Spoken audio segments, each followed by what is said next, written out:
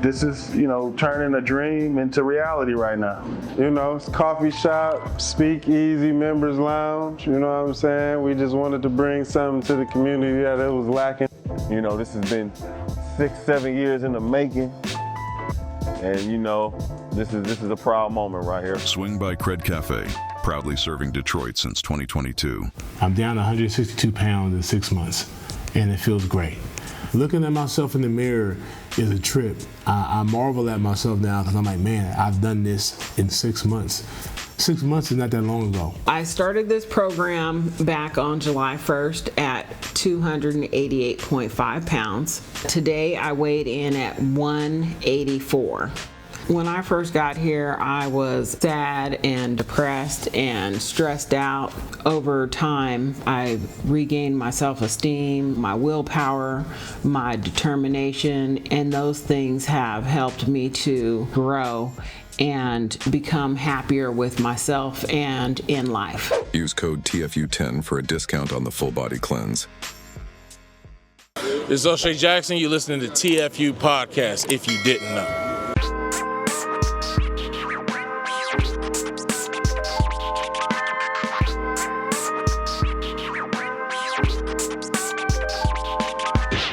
All right, y'all, welcome into another episode of TFU. Let's go! Woohoo! We got another NBA legend in the house with us out here. BIG3 legend, BIG3 champion, 27th pick overall in the first round of the NBA draft, Jordan Crawford. Welcome in, man. Appreciate it. That's a great introduction. Appreciate you. Man, I used to love watching you play, man. Oh, man. Nice game. Thank you can always tell when somebody got some nice game. Nice game. Thank you. Nice game. Hey, man, it said here you dominated the NCAA tournament when you played in it. 29 points in 3 games, averaging 29 points. That's nice. Yeah. NCAA tournament. That's like I feel like the March Madness is, if you get into the March Madness, it's like a once-in-a-lifetime opportunity experience. How was March Madness? March Madness is dope. It definitely feel like all eyes is on you. That was the year after Steph Curry did what he did in the tournament. Mm-hmm. So being able to, put my mark on it, it was definitely exciting. And I was somebody who was always underrated. So to be in that spotlight, it was good to take advantage of it one time. Felt like you were able to come up more in that when it's like, oh, shit, it's the tournament time. Yeah. I mean, it's like make or break. You make your money right there. And I was actually coming off the – early in that summer before, the dunk on LeBron, so everybody was looking forward to seeing me. So to have a display like that made, everybody. It got me drafted. Honestly. Yeah. Before we go into the NCAA, how was that dunk with LeBron? Can you give us a play-by-play? You just caught him slipping, or you got him? No, I got him. But it had just the camp had just started, and it was like probably the first game into us scrimmaging, so it had happened quick. But it was so much hype around it because it was the high school kids was in there. So when it happened, you can kind of tell it was a big deal, and I think that's what made Nike feel like they had to take the tapes and stuff like that. Yeah. Wait, Nike stole the tapes? Yeah. They still had it out. Are the tapes out there anywhere? It's a cell phone version that's out on YouTube, but the tapes we actually need to get, talk to Nike and find out because those tapes are somewhere hidden in the back cave somewhere. That's crazy. Come on, we need Nike. to get those tapes. It's what? We 15 years later, man. We still don't know where back there, they got Sasquatch tapes, alien footage, and the dunk on LeBron right next to that shit. Caught him slipping. Damn. I love it. Hey, So, man, that was a big time. When you were in college, you transferred from Indiana to Xavier before all the big hype transferring and all that. And how'd you go about making that decision? What happened in Indiana? Well, Kelvin Sampson, they fired him over some little phone calls, So Kelvin Sampson was the one that got me to Indiana. So when he left, it was just time to move on because there was a lot of stuff changing at Indiana. But Indiana was a great school, great experience. I think if I'd have stayed there my sophomore year, I wouldn't have made it because it was so much fun at Indiana. Indiana was a fun place to be. When you play for Indiana, like the Hoosiers, like a legendary school. Is it like you like the man on campus up there when you play for the Hoosiers? Still like that? Yeah, you felt like the man on campus. Eric Gordon was a freshman with me, so he was, they was treating him like Michael Jordan up there. And I had won the dunk contest. I remember I won the dunk contest, and I went to the cafeteria, and they gave me a standing ovation. Damn. So that's the type of place that Indiana is. It's like they big on their sports, and you become a legend if you do something good there. Shoot, you think that's why Caitlin Clark's getting a buzz because she's playing in Indiana? Same type of thing, basketball state, basketball mindset. That's a little part of it. Caitlin Clark is just exciting to watch, too. So I think just her being able to excite you just kind of like Steph Curry do is a big part of it. But Indiana, everything basketball, they blow up. Hell yeah. And then Xavier, what made you go to Xavier? Xavier was Sean Miller. He's a real good coach. When I was, in high school, I never played in high school, so I was always ineligible. But he used to still come to Detroit and recruit me, even when I didn't have a grade. So when I got the opportunity to go there, it was a no-brainer. Where you from in Detroit? From Detroit, West Side, Grand River, Finkel. Okay. Yes, sir. All right. What was it like growing up in Detroit, man? What's the basketball scene like in Detroit? Oh, real competitive, real, get it how you live. You know what I'm saying? You got to make a name for yourself, whether it's on the park, whether it's at a camp, whether it's at high school, whatever. Detroit is just, it's a real gritty city. So, it's about staying in your business. Don't worry about nobody else's business. And whatever you find fits you, make it happen. Was the Fab Five like before your time? How did it influence you growing up anyway? They definitely influenced me, but they was a little before my time, I was 4 or 5 years old, but I mean the influence is crazy. Yeah, they influence everybody. We still, we still cherish the Fab Five to this day. Man, you heard that Jalen Rose claims to be the first Jalen ever? Yeah. I think that's true. Yeah, man, I think so. That's a crazy story. There's never was a Jalen, and now there's so many Jalen. Yeah, my little brother's name is Jalen. His real name is Jalen. Oh, yeah? Yeah. See? So I think that's a true story. I love every time he say that. Yeah. That's just crazy. Yo, coming off that run at Xavier in the tournament, was that your senior year? No, that was my sophomore year, actually. Sophomore year. Yeah, so I played 1 year at Indiana, 1 year at Xavier. Well, I sat out 1 year at Xavier, then played, and then went to the NBA. How is it, the NCAA tournament? Balancing college life and also like every other day you're playing high intensity games? Yeah, well, when they get to that NCAA tournament, the school, they don't care. No, they only want you to win. You can miss school. You can, as long as you winning, that's all they care about. So they make money per game now. A lot of money, right? Yeah, I don't even want to talk about that. That just hurt me. The NIL deal, especially since you say you transfer school, so you had to sit out a year, right? Yeah. So, but now you don't have to sit out ever. You just play immediately. Yeah. It's wild now. And if you just on the team, you making money that can take care of you. So absolutely. It's unbelievable where it's at now. But it's also deserving, too, though. For sure. I mean, come on. They've been stealing money for a long time. For a long time. They just were giving us little sneakers and practice jerseys. So Xavier didn't take care of you? They took a scholarship. That's it. That's it. But what's amazing now, you literally can leave college 30 million up. Yeah. Now that's amazing. I mean, it doesn't make sense to leave quickly no more. Yeah, I know. Yeah, there you go. You shouldn't leave quick because I mean they giving real estate. They giving. They not just giving money. They giving your family something if you worth it. So right. I mean it's. They ain't even gotta hide it no more. You know what I mean? Yeah. Can you imagine leaving college 30 million up? You already a professional. Yeah, it's over. I feel like it's still. I feel like it takes away your drive though. No. Fuck no. What do you think? I feel like you're not gonna be as hungry trying to get the big ass contract you need from the NBA. That's the thing. You're not really, and that's where the world is at. Everything is changing because you don't need to pursue the NBA. You can just pursue being a college athlete. And then from there, you might want to do something with the money you make. So everybody has to be, that's why the Big Three is thriving, because everything is changing. Nothing lasts forever.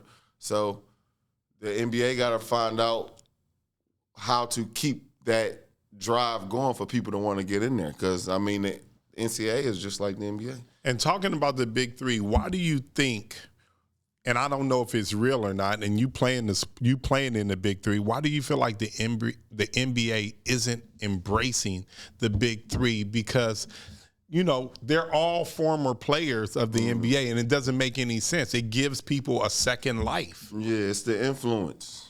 It's the influence that we have. I mean, even if you look at me, you know, it's a lot of kids. It's a generation that know me now that wouldn't have knew me if the Big Three didn't exist. You know what I'm saying? So the NBA they understand, just like any big company, they understand the influence is the biggest thing. Right. But why wouldn't they want the Big Three to thrive? Because these are all their former players. It makes no sense to me. I mean, that's it doesn't make sense, because the NBA needs to. They need to accept us, because we was in the NBA. I mean, I have a pension in the NBA. You know what I'm saying? So it's not like I'm not a part of it. Right. But at the same time, if you push us away, now people only going to know me for the Big Three, and it's going to cause – it's really even. I mean, if you look at social media, I go to social media for highlights. I don't go to Sports Center no more. Right. So it's changing. It's just as big. Right. And I think that's what keeps them from not embracing it, because they see – the same. What do you think about the competition level in the Big Three? This year was great. I think it still needs to get, it's a couple players that needs to be in it that still can be active. But, this year, just like we was picked to win it, and every game, it didn't look like we was going to win. Like, we struggled every game to win the games we won, so. Yeah, like we were in L.A. when you hit the game winner. Me and you talked about that in the elevator, and you guys came back to win that game. I thought you guys were going to lose that game. All the games that we won, we came back to win. So, this whole season, it was a test the whole time. Like the Big Three started off where you knew the games you could win, you knew where you could take off. Now it's at the point where it's so unpredictable. Yeah, it's there. It didn't reach this level. You like the 4-point shot? Yes. You think the NBA should implement that? I don't know. It's a different, like the Big Three is a different game, because that going to 50, a certain amount of points, it being half court, it makes it where the 4-point doesn't seem like a joke for real. It seems like it's needed.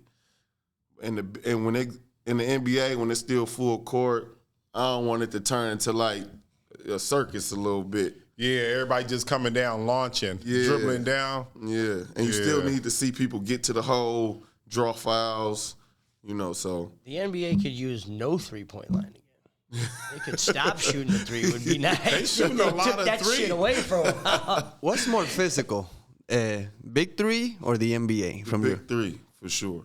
Because, I get tired a lot of the games in the Big Three, not from running, but from just taking contact. Like, if I'm checking somebody bigger and they, boom. Right, that's going to take a lot of energy out of me. That is the hardest. That's the way.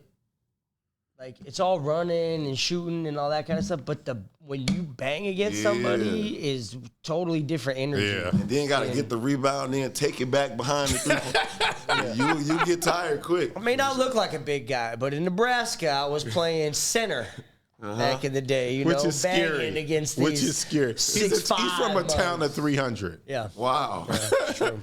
Wow. A town of 300 people. 300 total. It's like $2.99 though, because I left, but it's fine now.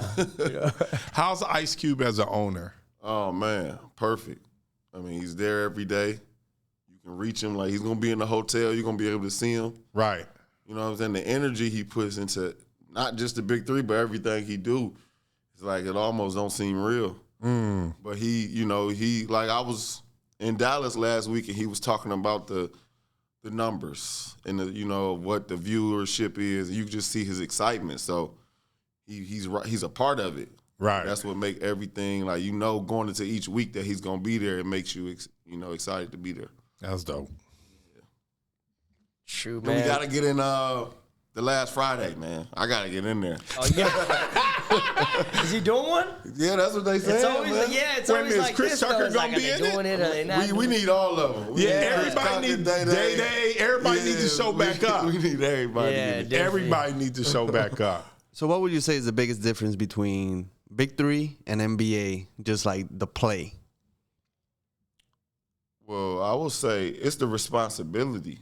In the Big 3, you throughout the week, you at home, you have to make sure you do a workout on your own. You know what I'm saying? It's a responsibility thing. So Okay. that's the biggest thing because you're not with your team. You don't have to communicate. You get one little 30-minute practice the day before. So it's just a responsibility that's on your shoulders, and the Big 3 makes it even more like, damn, what's going to happen on game day? Have you had like a teammate is like, and you're looking at him like, this motherfucker didn't practice all week? Hell yeah.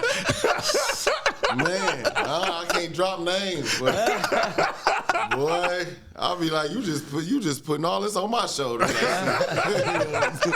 For sure. That's what the Big 3 is, man.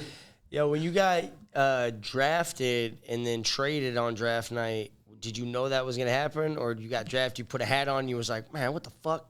Yeah, I was just happy to get drafted. I actually threw a party at home in Detroit. Oh, yeah. So it had got towards the end of the first round, and I was like, man, I'm just trying to get in the first round.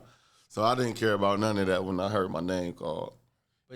How does that go down, though, when you get traded on draft night? Like, how fast do they call you, or does the trade happen right away, or how long did it take for your trade to happen?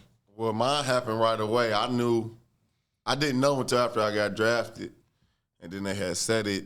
Like, somebody came up to me after we was cheering them real quick. But it's some situations where before, and then it's some, my situation was I knew after it happened. Were you happy about or do you like, damn, I wish I could have went to Jersey? Yeah, because, the situation I was in, I was behind Joe Johnson, Jamal Crawford, Jeff Teague. I was behind so many veterans that I knew I wasn't going to play ahead of. Yeah, so it was like, damn, you can kind of see your fate a little bit. And then if you go to Brooklyn, you probably get an opportunity because they're a younger team. Right. Stuff like that. So it really is really about the situation you go to. But it seemed like every time I used to watch you play, you was nice out there. Yeah. And you was out there getting your money, though, even though you probably wasn't getting all the time because your team was a little deep in the guard situation, but you was always out there getting your money. But that's the thing I would like people need to know. I was somebody who was never given a role, but I just took advantage of every little opportunity I got. So my career average is like 12 points, but I was really supposed to be somebody that's like 3 points if I wasn't. No matter when I was in, I was just, I'm right to it. You know what I'm saying? So that allowed me to actually get jobs overseas when I was done in the NBA because I had a good resume, so. You had a few triple-doubles in the NBA. Yeah. That's not an easy Triple-double, one player of the week, had a 40-point game. Talk about it. How'd that feel coming out in the locker room, dropping 40 on Yeah, that felt good. The next practice, I touched the ball. I felt like I had superpowers. I was like, yeah, I can do this every day. Like that ball in Space Jam? Yeah, that's how I felt. I felt like I had powers because it just gives you that confidence to know you accomplished something like that. After you scored 41, did the coaches want to put you more in, or were they like, nah, you got your money? See? Yeah, see. Man, give us that ball back. Man, yeah. But see, That's that damn ball back. What are you doing?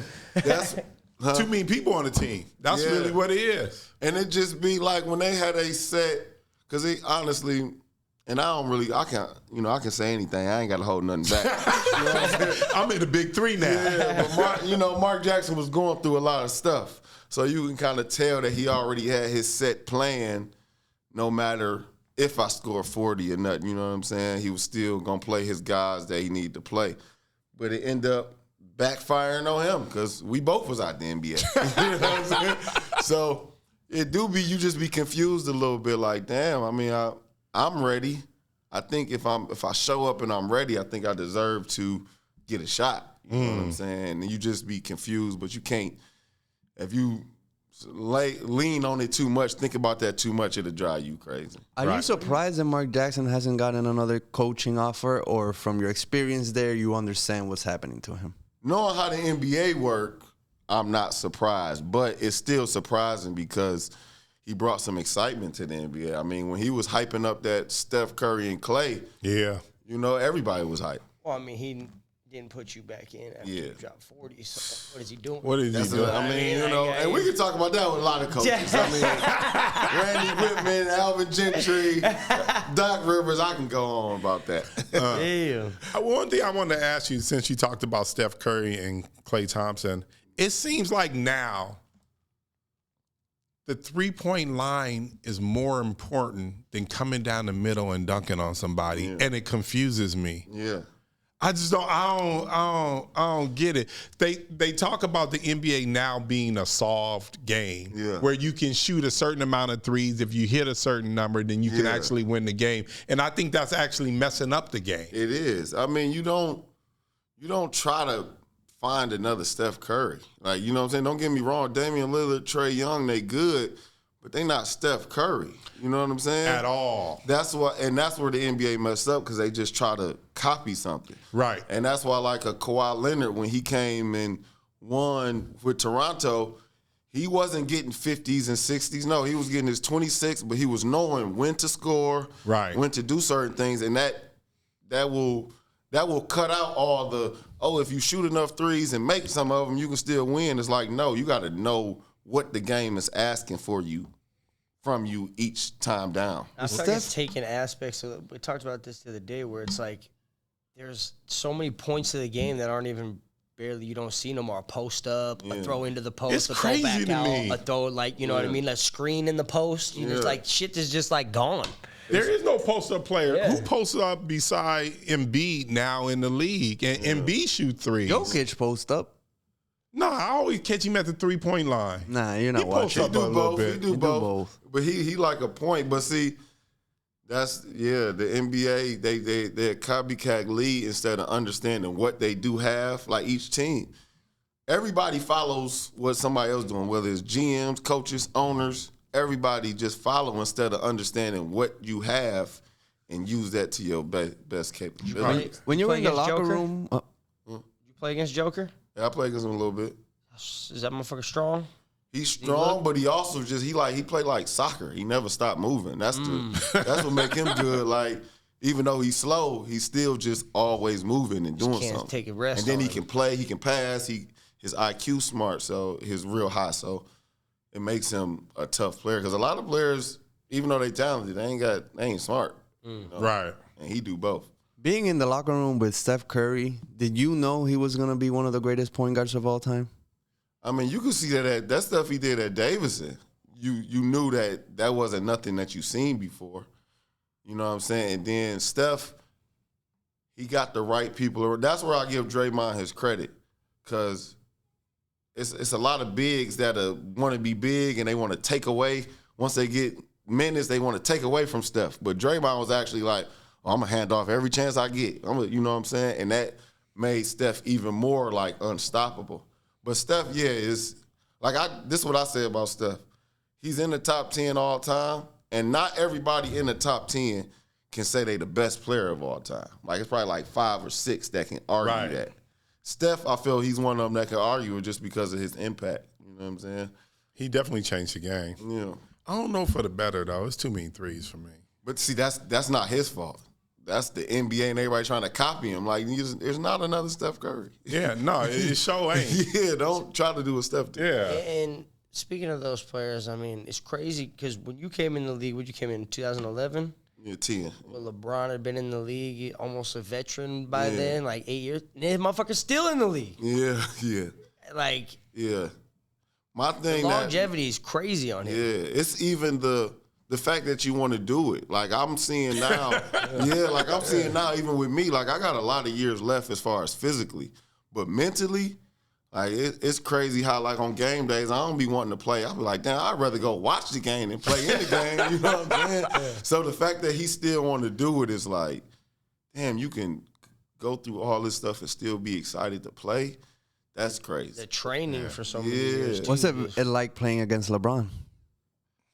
I mean, you look at him all the time and be like, that's LeBron. You know what I'm saying? So that's After you dunked on him. Yeah, it was always me and Brian we always had weird encounters because he stole my tapes. You know what I'm saying? So I'm still like, every time I see him, I'm like, where my tape at, man? You said you bring it up? I don't never bring it up. I've been talking shit the whole time. No, like, you gotta bring that up. I know that tape's out there. Yeah, for sure. You ever get him again? I done had 40 on him. I had 40 on him in Miami, you know what I'm saying? 39. I had 39 on him when he was the Heatles, him, DeWade, and all them. That's a big and 39. Then we beat him. And then I beat him with Boston. We won on the last second shot from Jeff Green. So we was we were supposed to be a bad team that wasn't good. We beat the best team in the league, so that was fun. How fast is Derrick Rose on the court? Oh man, how fast is he in real life? It's incredible. It's not just as fast as the explosive. The explosiveness scare you. Like you can hear the wind going. Dang, past you. You know what I'm saying? So D Rose was one of them players where I was like, yeah, I don't want to check him. You know what I'm saying? I'd rather let me go ahead and get Rip Hamilton or somebody. Man, I thought Derrick Rose could have been top 5 if not for injuries. The way he was going, that shit was crazy. Yeah, even what he did after coming back and you know what I'm saying, withstanding all that, the talks of what he could have been and still wanting to play for all them years. He like the King Griffey Jr. of the NBA. Yeah, for sure. Everybody loved him. And you look at Griffey's end stats, he got a lot of fucking hits and a lot of home runs, and he up there with even Barry Bonds, but it was like the last forever of his career was like, oh, Griffey, what he could have done. Mm-hmm. Right. What was your welcome to the NBA moment? Oh, yeah. Welcome to the NBA moment. It was checking T-Mac one time, and this one T-Mac was kind of done. He was hurt, but he still had his moves, and he knew I was gonna go for everything. So he just was being slow, and he pump faked me 2-3 times, and I jumped every time. and then he just shot it off the backboard all soft. I was like, damn, that's embarrassing. So yeah, that was one. Then one time I was on the floor with Shaq. This when he was with the Celtics. And I was looking at him like, you really, it's a human really this big? That was another one. But I was like, yeah. Yo, Shaq was big as hell in the Celtics. Too. Yeah. He wasn't it was in fake. shape Shaq, yo. God damn. Were you there? Were you teammates with him? With Shaq? Yeah. Nah. I was teammates with KG and Paul Pierce, though. I was KG. Yeah. Oh, my goodness. He's crazy, man. I heard he intense in practice. I actually know KG. Super intense. And it's not fake. I remember one time, this is my favorite. I got 2 stories with KG, but one of them, we had this walkthrough, and we did a walkthrough in the hotel. So they'd put the tape down, and we'd go over the other team plays.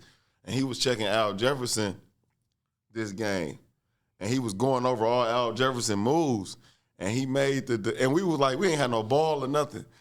And he made the person that he was checking do Al Jefferson moves, and he made him do it 30 times. And we was all just waiting okay, when this gonna be over? The coaches, everybody was okay, KG. And he was still so intense on going over this play. And then the first play of the game, I'm not kidding you, first play of the game, Al Jefferson did the move and he stripped him. And I was just really prepared for that the whole day. You know what I'm saying? It just showed you his preparation and how serious he took the moments. You was like, man, he made you hype just on how intense he was. What about the Truth? Truth was Truth just knew he could hoop. He was full of shit, but just knew he could play. Man, I'm gonna just wait till the game, man. That's what the truth. That's what the truth was. I'm gonna just wait. And what's your second story about KG? I would love to hear because, I said, that's my guy. Man, we had so we used to have peanut butter and jellies was our little snack in the locker room, and KG hated white bread. He just wanted wheat. But sometimes the trainers, they didn't have enough time, so they just had to get the bread that was available. So one time he got white bread, and Jason Terry was the only person that could talk to KG before a game. Nobody else could talk to KG. So Jason Terry was like, hey, KG, I don't want to bother you, man. I see you get ready for the game, but the trainers went and got white bread again.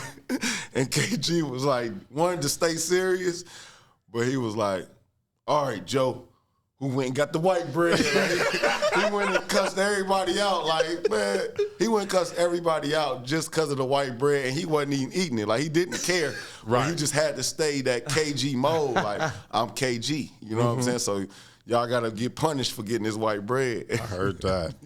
Yo, now, let's talk about China. Okay. Dropped 72 points in a game. Yes, sir. Averaged 43. Yes, sir. God damn, that seemed like a little bit different league over there. Did y'all win it that year? Look like they gave you a chance over there. What was the average height of the Chinese players? Now, you know, they be having footers. They be having all type of people. Yeah. They be having, like, it's not easy. Like, they have them, they get people that check you full court all game long. You know what I'm saying? I just went over there, but you also do get the opportunity, like, back in high school. Like, had the ball. Give him the ball. Yeah, just give him the ball. And I had went over there mid-season, so the team was already like 1-11 or something. So I had went over there with the mindset, like, I'm about to see how much I can average. You know what I'm saying? Like, I'm about to see. So, like, that wasn't even my best game. Like, it was a month in January where I had like 8 50-point games. And I was shooting like 50% from the field. You're out there like, oh, this is what Will felt like. Yeah. Yeah, for sure. So it was just I really went over there with just to see, like, how good I can be. You know what I'm saying? Was like, Marbury playing there? Marbury was playing. I was playing against Mike Beasley.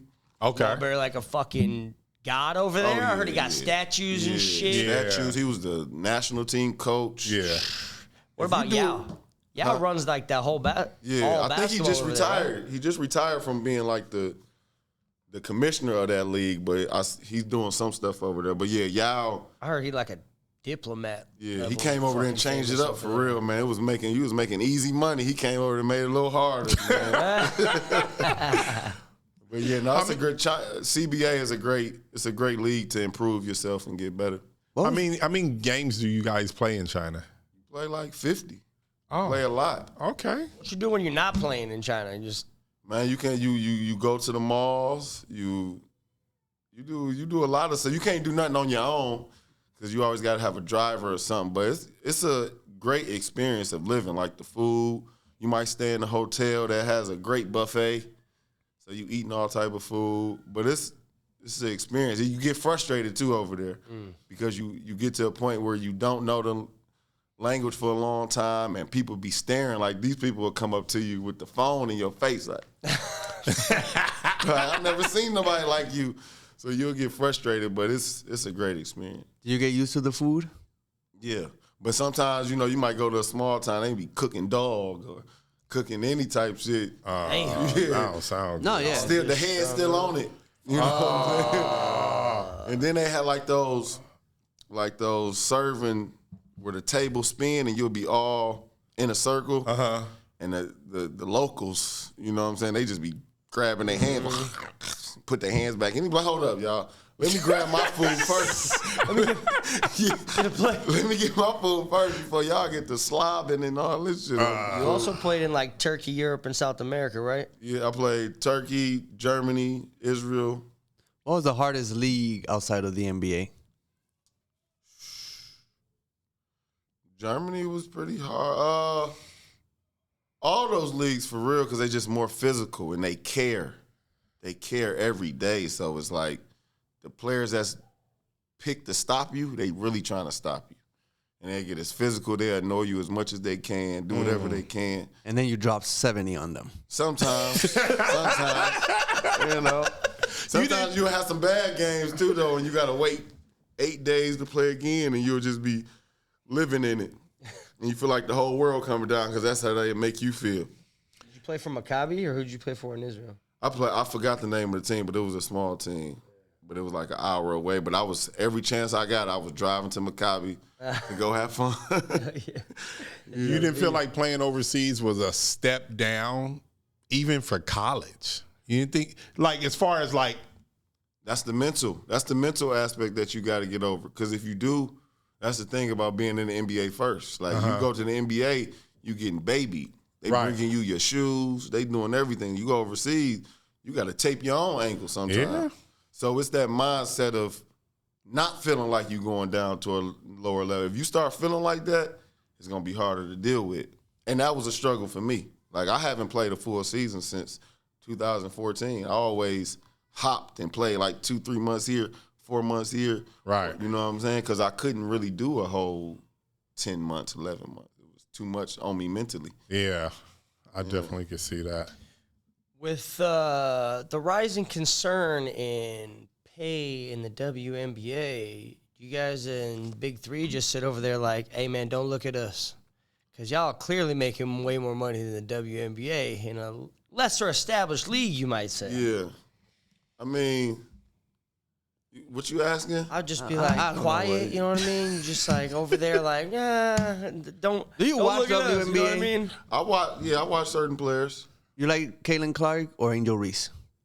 I like to watch Caitlin Clark game more, but I actually like Paige more than all Paige of them. Buchers? Yeah. She just gave 40-something, right? Yeah. But I think we got to understand, you got to understand where you at, because even in the Big 3, it's getting to a point now, especially with owners getting involved in things, everything's going to change. So, you can sit back quiet, but then there's also times where you do got to speak up.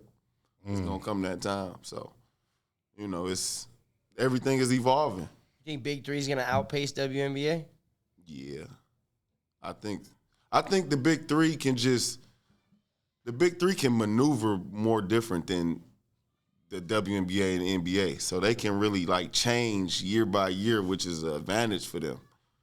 And especially, and then people gravitating towards it. I think that, it just gives them a chance. But then Ice Cube as your commissioner and things like that, I think it just, the excitement of it is like, damn, what is really going on?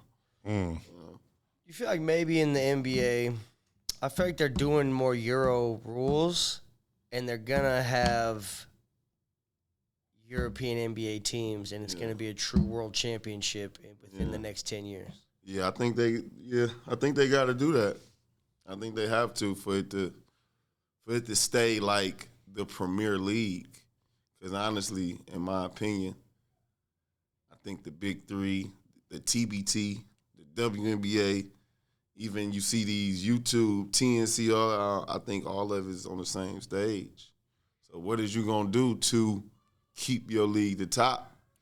Have you ever played in the Clash Basketball League in New York? Mm-mm. Oh, okay. That's that Chris Gotti's league. Okay, it's kind of new, right? Like, Yeah, they it's getting new. paid. I heard about that. Yeah. I heard about it. But it's so many things that's popping up. Yeah. Yeah. To where the NBA, for them to stay number one, and I do want them to stay number one because kids need something to chase. You know what I'm saying? That's why I'm who I am, because I was trying to be better than Michael Jordan. You know what I'm saying? So I like a continental race, you know what I mean? Like a real world championship, like NBA teams in South It's America, gonna happen. NBA teams in I Europe. think the NBA needs to incorporate the G League in some way where it's like not making them feel like they lesser. Like they should be playing some G League teams in preseason or something. Yeah, that's You know what I'm dope. saying? Yeah, that's a good idea. Appalachian State warm-up games. Yeah, for sure. You got to, though, because it gravitate. Like, I told Beasley this. Who name bigger? I'm asking y'all right now on the spot. Right. Who name is bigger in basketball? Shai Gilgeous or Michael Beasley? Michael Beasley, without a doubt. Come on, man. It's not even close right now. You know what I'm saying? Not a close race. I have a quick question. Who do you think is better, Shea or Allen Iverson? You gotta go with Shai. But Allen Iverson was in a time when he wasn't trying to get better. Now that 2000 season when he went and played the Lakers, just as good as Shai or better, for sure. That's how I feel. Allen Iverson's a problem. Yeah, he shot the U.S. team into bronze. Yeah. Nah. Damn. But it was more. It was other stuff. Let's not say Yeah, that. it was other stuff. It was a lot of stuff that he was dealing with. Yeah. Who you got top 5 NBA players of all time? Ooh, yeah. We always He played. do top 5s on here. Yeah, I go Michael Jordan, Kobe, LeBron, Isaiah Thomas, and Larry Bird. Damn. Magic You didn't went make quick it? on him too. You was like, Because I already know. Yeah, he already knows. Them my 5. Isaiah Thomas. Isaiah Thomas is in that 5. And that people, But you know he's from Detroit. He's from Detroit. People don't like him though, but we gotta, if we really look into the basketball player and the effect that he had. Every time I see tape on those Detroit teams, they dominated Jordan for one. Yeah, and they just taught him how to win, but it was also just the way, like Isaiah Thomas, who as a point guard, you could put Steph over him, but you could put Isaiah over Steph too. Who's better than, I like Magic. Magic is, you can put Magic over him too, but I just, that's my thing with Isaiah Thomas. I just feel he was everything. He did. Well, the one thing that Isaiah said, which was absolutely true, he was like, those like Magic Johnson, Larry Bird, he's like, I beat them all. Michael Jordan, I beat all them guys during that time period, and y'all still not giving me my props. Yeah. And he right. Yeah, you can't put him at, like, they be seeing him at 25 and 27. Nah, that's like, crazy. Come on now. Yeah, that's crazy. But yeah, them my 5 though. Larry Bird is a killer. Yeah, that's what they say. Larry Bird is a killer. I love the way I feel like Larry Bird can play right now. And a lot of players that's older, like, I don't get caught up in that, how he looked when he played.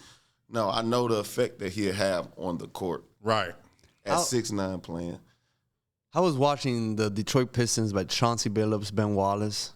Like, how was that? Because how old were you around that time? I was, that was 2004? Yeah. Yeah, I was like, when I was a sophomore in high school, around that. That was crazy, though.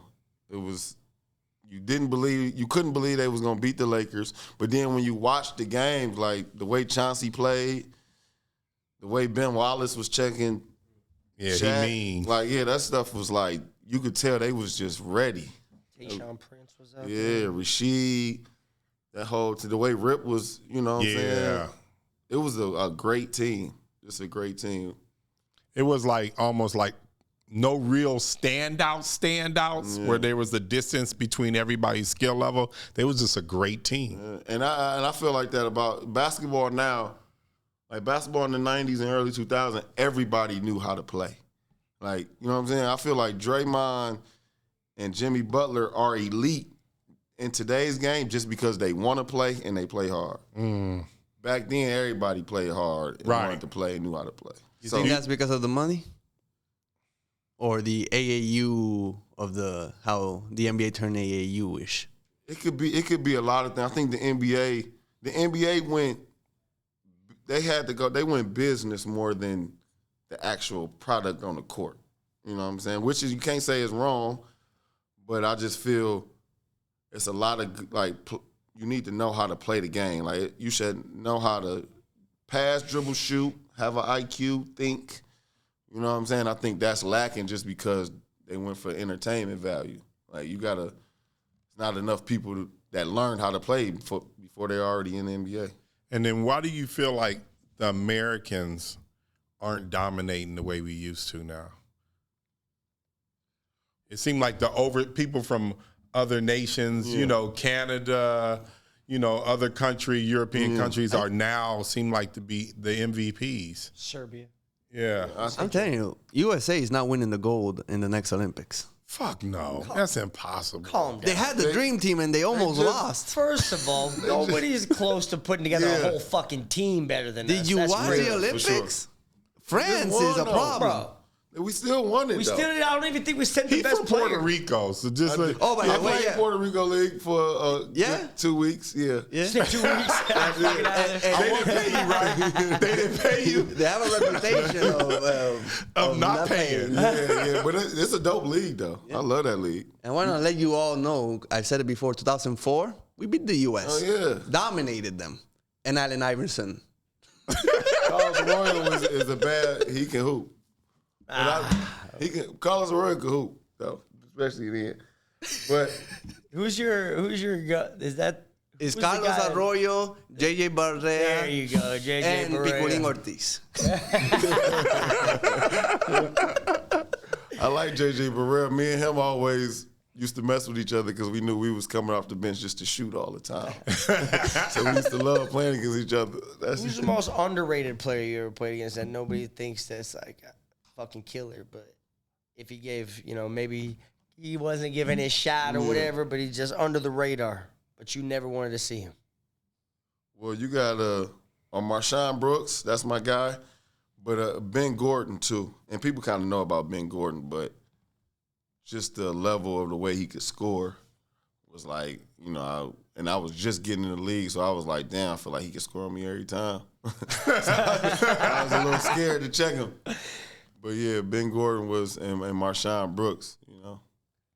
How was it winning the championship in the Big 3? You guys won in 2003, right? 23, yeah.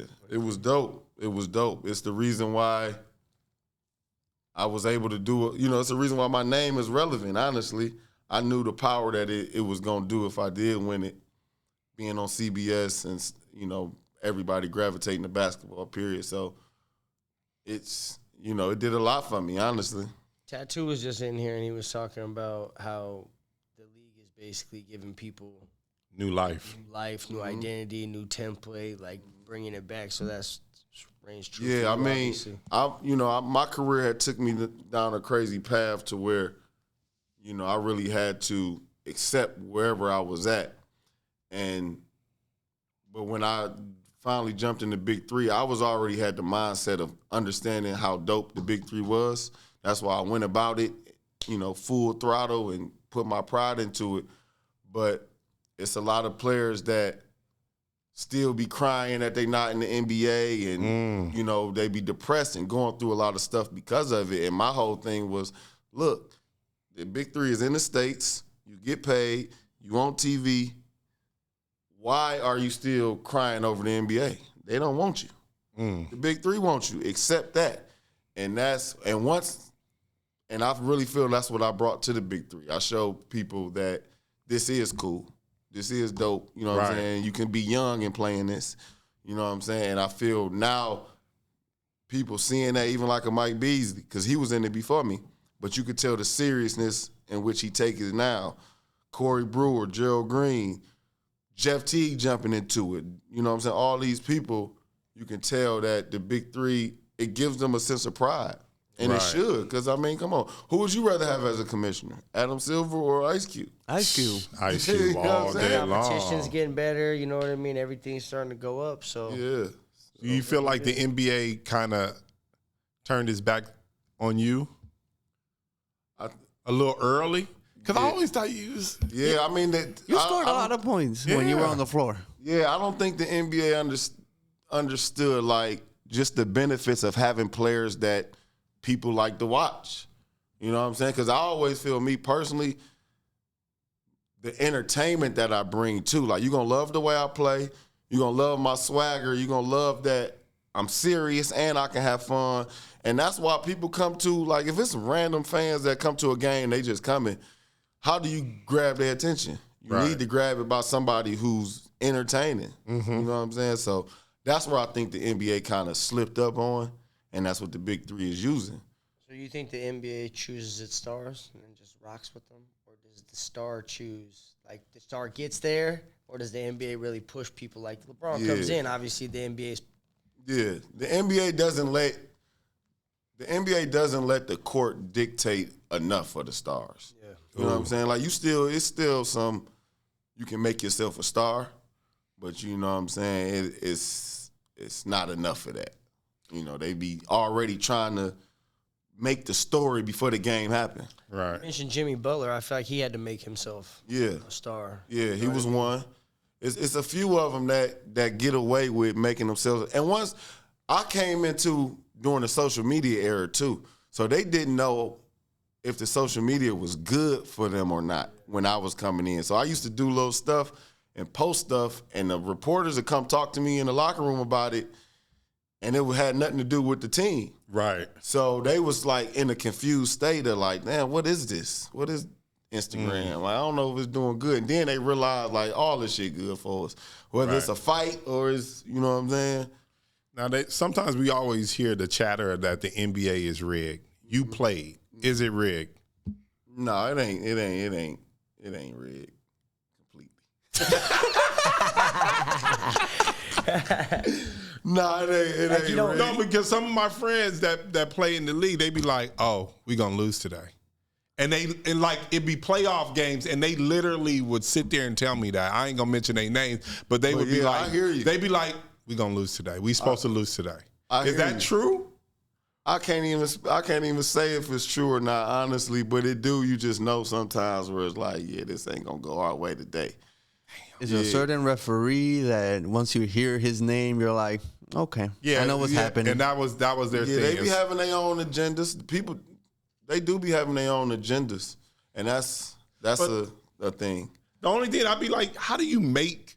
I can see you calling fouls in critical situations, but if those teams don't hit baskets, how can it be rigged? You know what I mean? Yeah. How do you make somebody hit a three? They need a three right now. And that's where you can't like completely blame the refs, but the refs do know how. I don't know how they know how to do this, but they do know how to just keep that shit entertaining, and you know what I'm saying? They know how, like, if I make this call, they know the other team gonna go on a run because of that call. Yeah. And you can't really blame them, but they be knowing something. Years of seeing the game, you know what I mean? Probably like a little handbook, like, if we call a foul at this play. They know how to keep it close, because, you know, when even the playoffs last year, that shit was entertaining. You know what I'm saying? You couldn't take your eyes off of it. But you game winners. Yeah. It's just like, you can't blame them or say it's rigged, but it's like, come on, man, what's going on? Speaking of rigged, how do you think betting is going to affect the way we're moving forward and the way people are talking about it? You know what I mean? Like bro said, if I can miss a layup and all of my homies get $100,000 in the end of the day, like. Yeah, I don't see how it doesn't have an effect.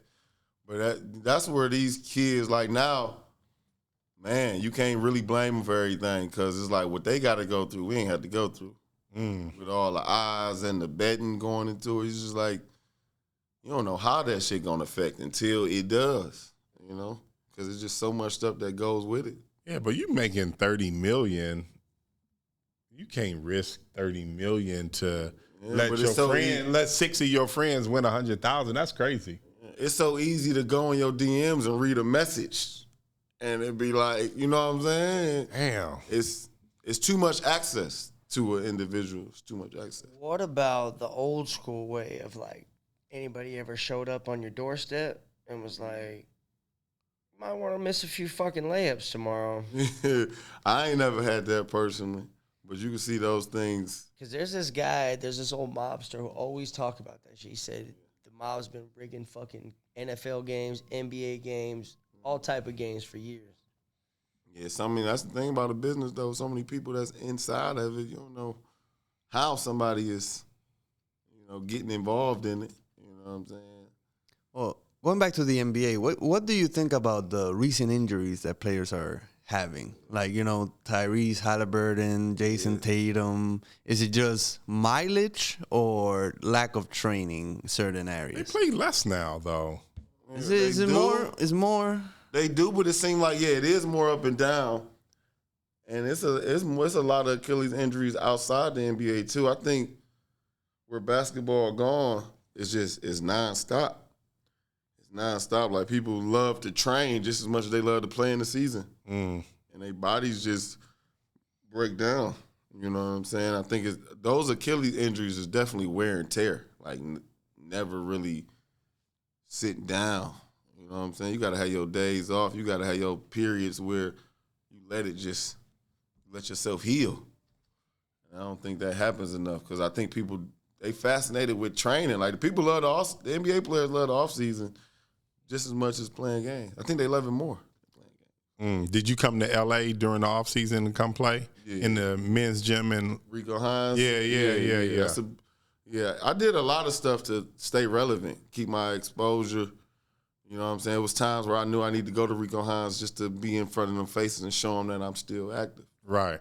So I used to do it for those reasons. Who's the most talented teammate you ever played with? Most talented, it have to be Steph Curry. Marshawn, Jamal Crawford. Some guys like that. Talks to Jamal coming to the Big 3. Yeah, see if he want to do it. It's different when you accept it. You got to really do it. You're gonna show him you're the true Crawford in the Big 3. There you go. There can only be one. I'm trying to promote. I'm trying to promote a lot of guys to come in here just so they can see me. You know what I'm saying? Get that Crawford versus Crawford 1-on-1. Yeah. That'd be dope. What do you think about a one-on-one league? I think it's dope. What's the name of the starting one? Who?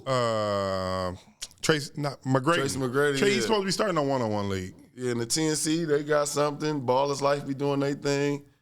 The way they did the Beasley Lance stuff, I mean, that shit look like it was boxing. You know, like, you know what I'm saying? So I definitely is dope. It's room for it. And people is saying, let's cut that on instead of an NBA game. Oh. So what would you say as, a basketball player? You have more respect with somebody who dominates one-on-one or somebody who dominates more 5-on-5? No, I have more respect for somebody. I don't have any more or lesser respect for them. It's just the one-on-one people need to know. Like, if you on a one-on-one, you're a YouTube person, if you never could play your best when you was on a team and you was dealing with a coach that maybe ain't like you or giving you your minutes and you still overcame that, you don't know what it's like to really play at a high level. Because that's what these players, anybody can be in their comfort zone and play their best. It's when you out your comfort zone and you find a way to be the best. It's levels to this shit. Yeah. You know what I'm saying? That's and real. that's what they need to understand. Because I even want to get with them and do 5-on-5 games. Like, they come to Detroit. It's a lot of pro guys. 5 pro guys play against 5 YouTube. And you know what I'm saying? That'll bring everybody out. You know what I'm saying? What's it looking like for the Riot next year? Oh, man. We're going to improve. With Dwight? We're gonna see if Dwight want to play. He said he want to play again. You know, we got to improve the team. You know, the ownership did a great job of putting us together, making us comfortable. But the 3-on-3, man, you got to get some players that can do everything. They got to be able to dribble, shoot, pass, think, post up, everything. You know, that's what I underestimated the Big 3 this year, actually. You know what I'm saying? You needed guys that just was willing to play and could do everything when called upon. How's Nick Young as a coach? He's a good coach, actually. Yeah, it's things he needs. There's certain things he can improve on. But like, he helped me out. Like, he balanced me out because I'm a hothead. I be ready to go crazy, and he know how to calm me down a little bit. Yeah. Shit. But I also want to talk about, I got a Craig Cafe. Yeah, that's what. Okay, I got a coffee shop in Detroit that's actually a speakeasy too. It's family owned. You know, me and my family opened it. We done had Joe Biden in there. We done had. That's dope. Yeah, we had Wallow. We had Coco Jones. We had a lot of people, and it's going on 2 years. What's the name of it? Craig Cafe. CRED Cafe. Okay, and that's in Detroit, right? Yep. I heard he woke Joe Biden the fuck up. Sleeping Joe. We did. You know, my boy Joe had, he was on his last leg when he was making that tour. But he came and hollered at us and then shut it down, man. Y'all got a website people can go to, or where you want them to see the? Yeah, CraigCafeDetroit.com. We got an Instagram page, Craig.cafe. And, man, it's a real cool spot, man. You can get you a espresso martini. You can get you a shot. Get you a hot chocolate. You can get you some pizza, cake. Man, we got it. And it's a great vibe. You can get married at Craig Cafe. You can find your man or your woman, for sure. I love it. Anything else you want people to find or know where to find you at? Watch the Riot. Watch the Big 3. Yeah, watch the Big 3. Instagram, JC Stilo. I appreciate y'all having me. This has been fun. I'm glad I got to, banter with y'all. You know what I'm saying? And before you get out of here, we always ask NBA players, what's your best NBA story? My best NBA story? That you're willing to share, that you've never shared before. My best NBA story was when I won Player of the Week with Boston. We also had got like an escrow check that day from like the video game. So we had all got like $17K. Man, I spent it that day. I won Player of the Week, and I got some money, and we were staying in New York to play Brooklyn because we had played the Knicks. So we was playing Brooklyn like a day after. So that whole little time was just, it was like, yeah, I'm about to be better than Mike, man. This is what I dreamed of. How did you obtain? Yeah, no. Before that, I want to know the player of the week. How'd you acquire that? You had to score a bunch of points in a bunch of games. We went 3-0. I Okay. had averaged like 23 points, 6 assists for like 3-4 games. And we was a team that was, we was a rebuilding team, so it surprised everybody me winning it. So that was a proud moment for me for sure. What did you spend the $17,000 on? Man, I bought a table. I went to the club, bought a table. That was like $2,500. I bought a whole bunch of clothes. That was like another $5,000. And then I gave some money to my peoples for sure. I don't really go crazy with the spending. It was just good to know I could do it. Like, man, I'm about to, I was just thinking. Gonna keep coming. Yeah. Play of the week, baby. Play of the week. That's exactly how it was. There's no way they're gonna That's exactly how it was. $17K. What is this? What is this? This ain't nothing. I'm about to give me 5 years, $25 million, man. Then I was out the league. I was in China. I'm a big shoe head. I see those are New Balance. Yeah. I ain't never seen them. Yeah, these the Amy collection. I forgot Amy Dior. Okay, I ain't never seen those. Based in New York, but yeah, it's a collab. Probably got them 17,000 days. Yeah, man. Shit. No, those is dope right there. Appreciate it. Those is dope. Yeah, man, thanks for stopping in. That was dope. Oh, Yeah. man, this is great. Thank you. We appreciate you. Anytime you're in LA, man, stop back for a full interview. Yeah. I will. I got some friends out there, man. I'll be out there for sure. This is O'Shea Jackson. You're listening to TFU Podcast, if you didn't know.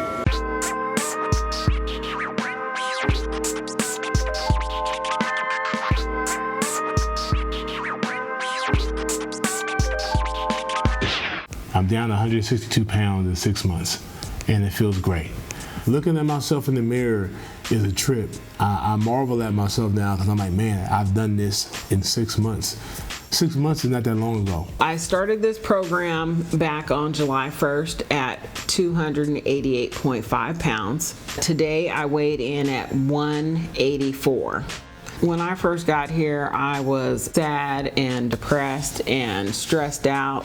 Over time, I regained my self-esteem, my willpower, my determination, and those things have helped me to grow and become happier with myself and in life. Use code TFU10 for a discount on the full body cleanse.